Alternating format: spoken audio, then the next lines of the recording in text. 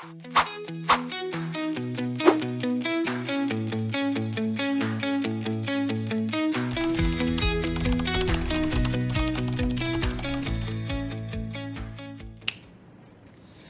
morning and welcome to Ka-OFW Wife, kung saan ibabahagi ko sa inyo ang iba't ibang kwento ng pamilya ng isang OFW.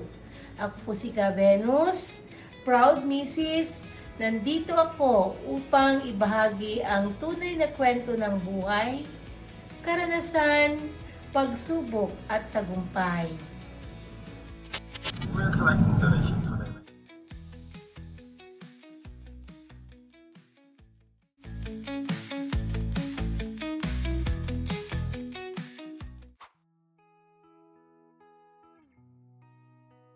Ako po ang inyong ka-OFW wife, Ka Venus Domincel, asawa ng isang magiting na OFW na si Joel Jovencio Domincel.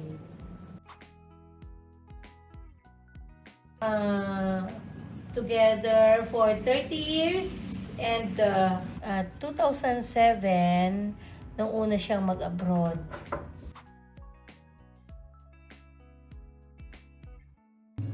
Siyempre, bilang isang asawa, magkahalo ang lungkot at saya dahil inisip ko during that time, may 4 kaming anak and then ako na lang yung magiging wife and husband. Pero dahil meron akong support system sa aking mother-in-law.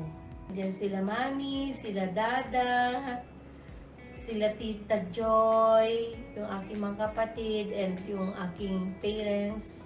Tsaka meron din akong isang katuwang. So, hindi ko masyadong naramdaman ang hirap. Sa pagbabago ng buhay, siyempre financially, medyo okay na. And sa experience ko naman bilang magulang, naging stronger ako dahil alam kong wala yung asawa ko dito.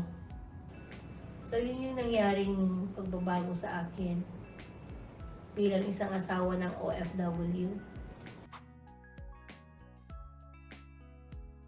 Sa akin, ang pinakamahirap, although siguro sa tulong ng Panginoon, parang hindi ko naman na-experience yung sobrang pinakamahirap. Pero yung normal naman yung struggle sa buhay, na yun nga, lalo ang aking asawa ay nasa abroad. Yun, yung sa pag-aalaga ng mga bata. Pero in my own case, dahil God is so good, hindi ako nawalan ng katuwang, palaging pagkailangan andyan naman. Sobrang laking tulong kasi yung may support ka both side. Sa parent ko and at the same time sa family din ng aking husband. Wala naman.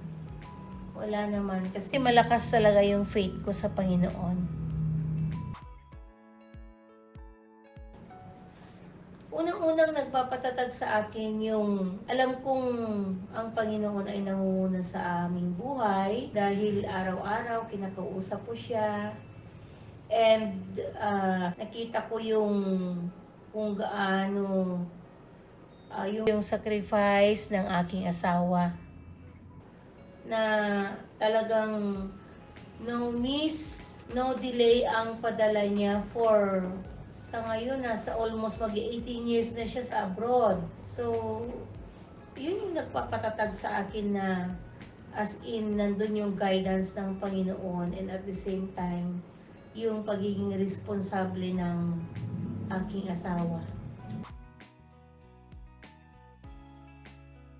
Paano ko pinalalaki yung mga anak ko? So, kailangan talagang pangunahan. Pinapangunahan ko siya na regular na makapag-attend ng church. So, and at the same time, sa lahat ng oras, Kailangan ko talaga silang sinusubaybayan at kinakausap. Although alam naman natin ngayon, ang mga kabataan ay may katigasan ang mga ulo at ang kalaban talaga natin ay ang social media.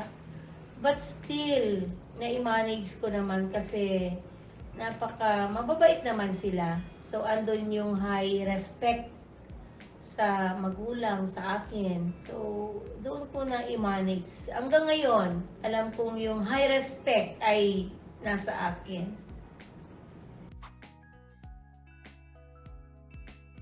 Ayan ang napakahalagang katanungan kasi kung gusto mo talagang ang inyong relasyon ay getting stronger, so ang maibahagi ko sa ka-OFW wife ko ay ang openness sa communication.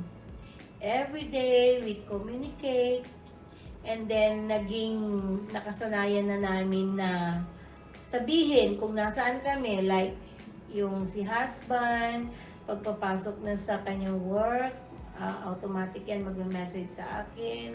Ganun din ako kung may mga pupuntahan ako. Nag-update ako sa everyday activity in my life. Ganun din siya.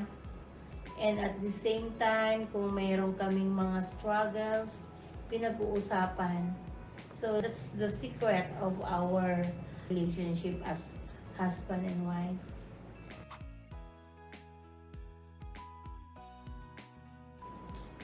Ang natutunan ko bilang asawa, wife ng isang OFW, ay kailangan nating pahalagahan yung sakripisyo nila na malayo sa atin. Ang kaibahan kasi yung tayo na naiwan dito sa Pilipinas, nandito yung ating mga kids, yung ating family. Unlike sila, mag-isa lang sila doon. So, yun yung kailangan mo talagang isipin yung sacrifices and then yung kanilang pinapadala ay huwag lang gastusin ng basta-basta. Kailangan masinop dapat ang isang wife ng OFW.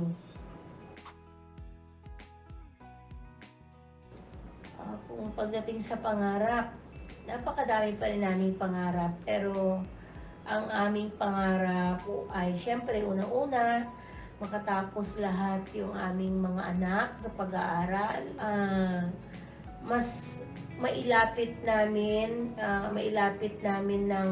mailapit sila sa Panginoon dahil yan ang pinakamahalaga para kahit wala na kami dito sa mundo ay alam namin nasa right path sila. And kung tungkol naman sa aming dalawa, simple living as long as siguro titira na kami sa farm and then meron kaming retirement place and at the same time mayroon pa rin naman kaming stable na fund para kahit pa paano hindi kami aasa ng bonggang-bongga sa aming mga kids. Bilang isang asawa ng isang OFW, ang masasabi ko o mensahe sa mga naiwan dito na family ng isang OFW, magpakatatag lang tayo. Kailangan nating mag-focus sa family. Kailangan nating patuloy na isama sa ating dalangin yung ating mahal sa buhay na nasa malayo. Gabayan siya ng Panginoon, ilayo siya sa masasamang karanasan, at patuloy natin silang i-communicate. Walang patid na panalangin, communication, and at the same time, maging open tayo kung ano man yung nangyayari dito sa atin para sa ganon, negative man yan or positive, pag sila'y umuwi ay hindi sila mabibigla. Yun ang aking pwedeng i-suggest.